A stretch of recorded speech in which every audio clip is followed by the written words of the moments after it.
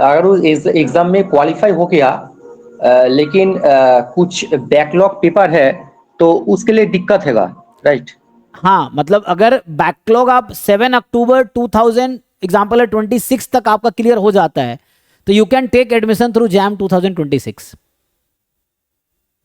For example अभी कोई बच्चा 5th सेम में था, वो फेल हो गया, या है अभी 5th सेम में, वो फेल हो गया, तो उसका एग्जाम फिर अगला कब होगा? अब दिसंबर 2026 में, तो वो एलिजिबल नहीं हो पाएगा। बट जो सेकेंड, मान लो कुछ ऐसा है कि कोई ड्रॉप ले लिया ना, मतलब मान लो 3rd ईयर में फेल हुआ, 1 साल का ड्रॉप ले लिया, तो नेक्स्ट एग्जाम तक तो वो क्लियर हो जाएगा ना पेपर।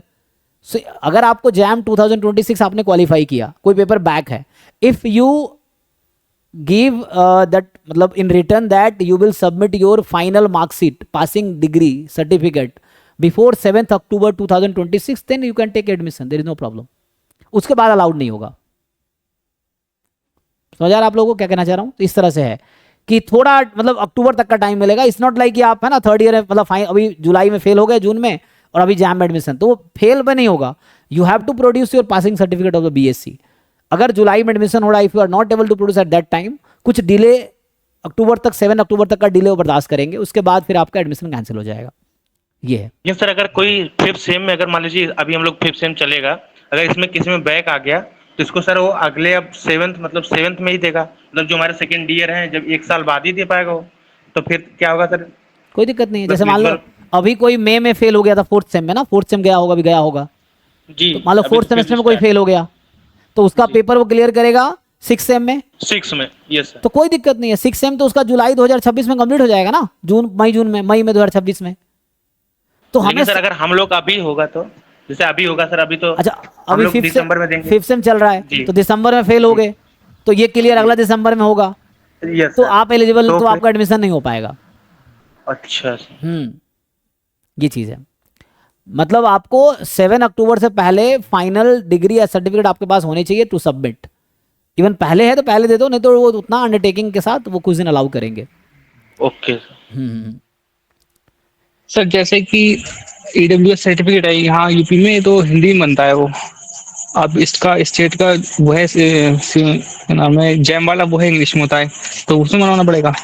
नहीं, ईडब्ल्यूएस और ओबीसी सर्टिफिकेट सेंट्रल लिस्ट का जैसे एक तो ब्लॉक से बनता है आपका, तो ब्लॉक में जो हाँ उसमें लिखा होता है स्टेट गवर्नमेंट के लिए, वो स्टेट गवर्नमेंट में जॉब्स या एडमिशन के लिए वैलिड है। सेंट्रल गवर्नमेंट में एडमिशन या जॉब के वैलिडिटी के लिए आपको जो डिस्ट्रिक्ट लेवल के ऑफिसर्स है उनसे बनना चाहिए। एसडीएम हो गया, डीएम हो गया, कमिश्नर हो गया, या इस तरह के लेवल का। उसमें कई कुछ जगह लिखा भी रहता है कि this is valid for the central government job और एडमिशन इंस्टीट्यूट। जैसे आईआईटी सेंट्रल गवर्नमेंट के अंडर आती है ना, तो वो आपको जो डिस्ट्रिक्ट लेवल से जो ऑफिसर बनाएंगे वो वैलिड होगा, स्टेट वाला वैलिड नहीं होगा। तो प्रोफार्मा तो इसका वेबसाइट पे है, एक एक करके। हाँ तो जो प्रोफार्मा है वो वेबसाइट पे है जैम की, उसी हाँ, से बनेगा। फॉर्मेट है। इवन आपके स्टेट वाले जो फॉर्मेट देंगे वो भी एक्सेप्टेड होगा। There is no need to just make on this format only. आपके जो स्टेट में जो डिस्ट्रिक्ट लेवल पे जो ऑफिसर बना के देंगे उनका अपना फॉर्मेट भी चलेगा। देयर इज नो, है ना, मतलब यहाँ से भी आप फॉर्मेट है वेबसाइट पे, यू कैन डाउनलोड। ठीक है ना, फॉर्मेट यहाँ फैक्स में भी था, सो वहाँ से आप डाउनलोड कर सकते हो। अभी हम फैक्स देख रहे थे ना, तो ये जो फैक्स है यहाँ पे भी फॉर्मेट है। अब जाके इसमें आप देख सकते हो कि एग्जामिनेशन रिलेटेड ना, तो इसमें जो ईडब्ल्यूएस का जहाँ पे जिक्र है वहाँ पे होगा, सो यू कैन डाउनलोड, और वहाँ पे आएगा जब तुम्हें देना होगा तो वेबसाइट पे देगा वो format, so that you can, ठीक है ना, वहाँ से आएगा कुछ ऐसा। ईडब्ल्यूएस का था इसमें ना जिक्र, तो देख लेना। ओबीसी सेकंड नंबर पे था, सेकंड पे। जैसे ये ओबीसी थे, यहाँ ओबीसी का इन्होंने फॉर्मेट दे रखा है। कहाँ गया, सॉरी, ये था ना अपलोड, यहाँ पे था करेक्शन वाला। तो जो करेक्शन था ना, करेक्शन वाला जो क्वेश्चन था ये वाला ना, तो यहाँ पे देखो, यहाँ फॉर्मेट है, you can download from here, format of the EWS certificate given here. ठीक है, सो क्लिक करो, पहुंच जाओगे वहाँ पे, देखो आ जाएगा। तो ये है रहा तुम्हारा format, this is the format that you can. ठीक है, तो इस पे जाके तुम बनवा सकते हो। ये भी है कि ये तुम डाउनलोड कर लो, है ना। देखो यहाँ पे लिखा हुआ है, जो कह रहे 3 साल वाले लोग, this date of issue of certificate should be after 1 April 2025।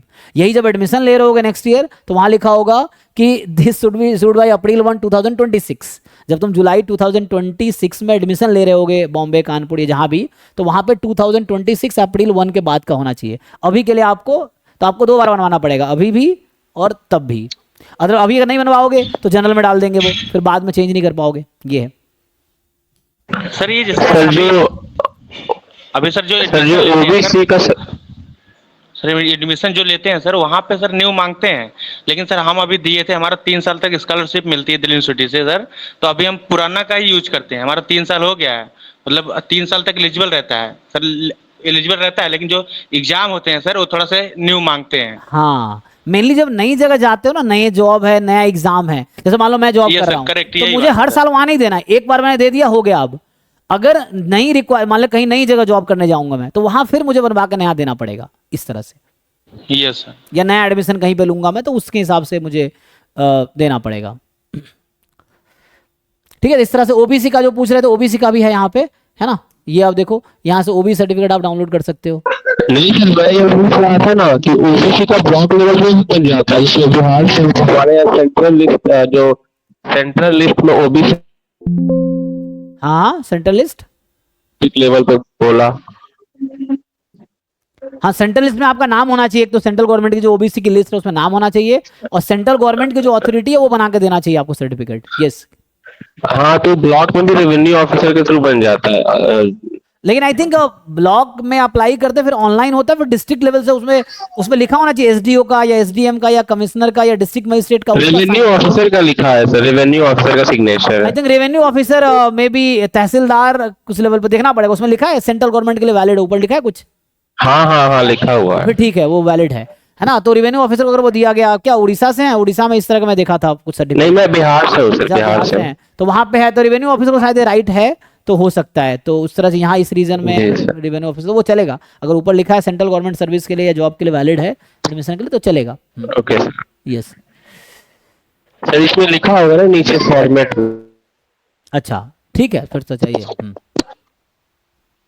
Sir, how to complete syllabus topic wise?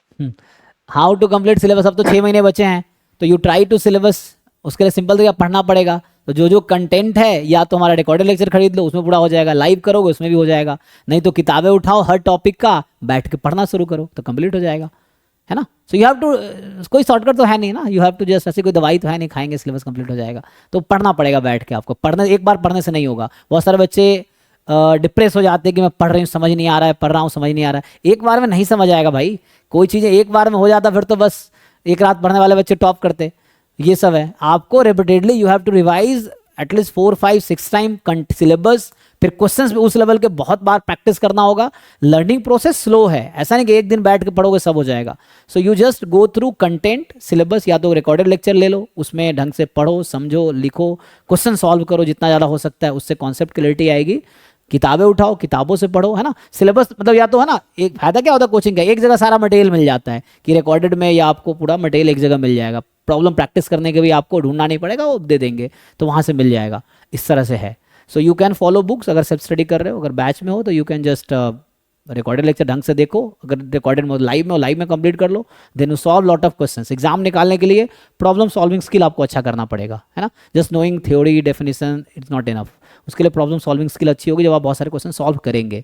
So first complete syllabus from book और फ्रॉम सम सोर्सेज, जहाँ से भी मिल जाए, एक एक कंटेंट पूरा कंप्लीट करो, देन प्रॉब्लम प्रैक्टिस करो। प्रॉब्लम प्रैक्टिस के लिए डीपीपीज ले लो या मॉक टेस्ट ले लो, इस तरह से उसको कंप्लीट करो, ठीक है। और सर जी जी, सर थर्ड ईयर और फोर्थ ईयर का प्रोग्राम हो क्या, कैसे होगा सर? थर्ड ईयर में दे सकते हैं क्या? मुझे लगता है यस, इस बार इन्होंने थर्ड ईयर का वर्ड मेंशन करना, मतलब मेंशन तो नहीं किया इन्होंने, फाइनल ईयर मेंशन किया है। तो अगर आपके कॉलेज अगर थर्ड ईयर में वो करते हैं, या हो सकता है बाद में अगर एलिजिबिलिटी कुछ वैसी आएगी, तो यहाँ पे इन्होंने थर्ड ईयर मतलब एलिजिबिलिटी में लिखा नहीं है ना। इसमें कहीं थर्ड ईयर है देखना, तो ये भी आएगा, या पूछना पड़ेगा इनको मेल करके आपको, जैम वालों को। कुछ नहीं, इनका हेल्प सेक्शन होगा यहाँ पे, तो जैसे मेल ID ये है ना, इस पर मेल करके पूछ लो, ये जैम 2026 तो सर थर्ड ईयर में ऑनर्स डिग्री नहीं मिलेगा? ऑनर्स डिग्री नहीं मिलेगा, मतलब BSc की डिग्री जनरल मिलेगी ना। तो आई थिंक इसके लिए 2 ईयर MSc के लिए एलिजिबल है आप। ये सर फिर हम लोग फोर्थ ईयर करने के बाद फिर 2 ईयर करना पड़ेगा क्या? क्योंकि जब तक 1 ईयर प्रोग्राम MSc में नहीं आता है, जैसे कुछ बच्चे कह रहे थे शायद DU में 1 ईयर प्रोग्राम शुरू हो गया है ना, तो जो 4 ईयर बैचलर्स करेंगे तो उनके लिए 1 ईयर मास्टर का ऑप्शन है। लेकिन इंस्टीट्यूट 1 ईयर मास्टर अगर रन कर रही है तो ठीक है, नहीं कर रही है तो you have to do 2 year master, ये है, ठीक है। बाकी जिनको जैम से रिलेटेड क्वेरीज, फॉर एग्जांपल आप 3rd year 3 year bachelor degree वाले एग्जाम दे सकते हैं, नहीं दे सकते, मेरे हिसाब से दे सकते हैं, बट स्टिल क्योंकि मैं ऑफिशियल पर्सन नहीं हूँ, तो यू कैन मेल, इनको मेल करो jam 2026@iitbombay.ac.in, IITB है ना, इस पर मेल करो। कभी भी कुछ भी क्वेरी हो इस प्रोसेस में आप इनको मेल करो, रिप्लाई आएगा, है ना। ये नंबर्स भी हैं, वर्किंग आवर में आप फ़ोन कर सकते हो, बता रखा है इन्होंने कि आप कॉल भी कर सकते हो, कॉल करके भी कंफर्म कर सकते हो, नहीं तो मेल कर सकते हो आप, ठीक है। सो ये है वर्किंग डेज में ये टाइम है सर, आपको। जी वो जो ईडब्ल्यूएस है ना सर, वो किसे अप्लाई करना चाहिए और उसका यूज क्या होगा, उसका फायदा क्या होगा, वो पूछना था सर ईडब्ल्यूएस का। ईडब्ल्यू जनरल कैटेगरी को पहले, जैसे जनरल कैटेगरी में कुछ लोग हैं जो इकोनॉमिकली बैकवर्ड है, उनका आई थिंक कुछ इनकम क्राइटेरिया है, कितना 8 लाख है, 8 लाख का होना चाहिए ईयरली शायद फैमिली इनकम, ऐसा कुछ है 8 लाख है ना। सो आपकी फैमिली इनकम 8 लाख से कम है, इसमें आपका इनकम इंक्लूड नहीं होगा, पेरेंट्स का, और उसमें भी बहुत सारे वो है सिस्टम है। तो आप जैसे उन बच्चों के लिए एक अलग से कैटेगरी बनाया गया है ईडब्ल्यूएस, थोड़ा एडवांटेज मिलता है इसमें, थोड़े मार्क्स कम भी हैं तब भी एडमिशन हो। एग्जांपल के लिए मैं आपको बताऊं कि जैसे ईडब्ल्यूएस में हमारे यहाँ वैभव थे, वैभव खरे, उनका 96 रैंक है, कानपुर मिल गया। जनरल कैटेगरी में विदाउट ईडब्ल्यूएस क्या नाम था उसका, हर्षित, नाम भूल गया मैं, छोड़िए, जिनका 63 रैंक है जिसका, तो 63 रैंक पे भी उसको कानपुर नहीं मिला, एंड में जाके एडिशनल राउंड में जाके उसको कानपुर मिला है, क्योंकि 50 मार्क्स पे क्लोज, 50 रैंक पे क्लोज हो गया था। मतलब ऐसे बता देता हूं, कानपुर का 50 रैंक पे क्लोज हो गया जनरल के लिए, और ईडब्ल्यूएस के लिए 96 रैंक तक गया है। तो ये डिफरेंस है जनरल में और ईडब्ल्यूएस में। तो अगर आपके पास ऑप्शन है तो यूज करो, अच्छा रहेगा, ठीक है। तो आप जो कैसे बनवाओगे, तो ब्लॉक में जाओ, उनको बोलो ईडब्ल्यूएस सर्टिफिकेट बनाना है, तो उनके लिए जो प्रोसीजर होगा उसको फॉलो करो, बना देंगे, तो इसका हेल्प होगा, फायदा मिलेगा, ठीक है। और वो सर्टिफिकेट का कुछ वैलिडिटी भी होता है क्या? हर 1 साल, का 1 ईयर लिखा था ना, 1 ईयर वैलिडिटी है। 1 अप्रैल से लेके 31 मार्च तक वैलिडिटी रहेगी। 1 अप्रैल 2025 के बाद अभी बनवाओगे तो 1 अप्रैल 2025 से 31 मार्च 2026 तक वैलिड है। फिर नेक्स्ट ईयर के लिए वापस 1 अप्रैल 2026 का बनवाना पड़ेगा। उसके बाद मतलब फाइनेंशियल ईयर जो होते हैं ना, 1 अप्रैल से 31 मार्च तक का, तो उसके लिए ही वैलिड रहेगा। उस बीच में कभी भी बनाओगे तो 31 मार्च तक ही वैलिड रहेगा। ये इवन कोई बच्चा 30 मार्च को बनवाया तो 31 मार्च तक ही वैलिड है, वो उसके बाद वैलिड नहीं है, ठीक है। सो ये है, तो अभी आप बनवाओगे तो वो 31 मार्च तक का वैलिड रहेगा, जो भी बीच में एडमिशन या प्रोसेस जो भी जरूरत पड़ेगी उसमें वैलिड रहेगा। नेक्स्ट ईयर एडमिशन है फिर आपको बनवाना पड़ेगा, तो इस तरह से है। बट इसमें पास ऑप्शंस हैं, देखो कैटेगरी का फ़ायदा लो, अगर ऑप्शंस है तो इसका फ़ायदा मिलेगा, इसमें कोई गलत भी नहीं है, ठीक है। सो ये है।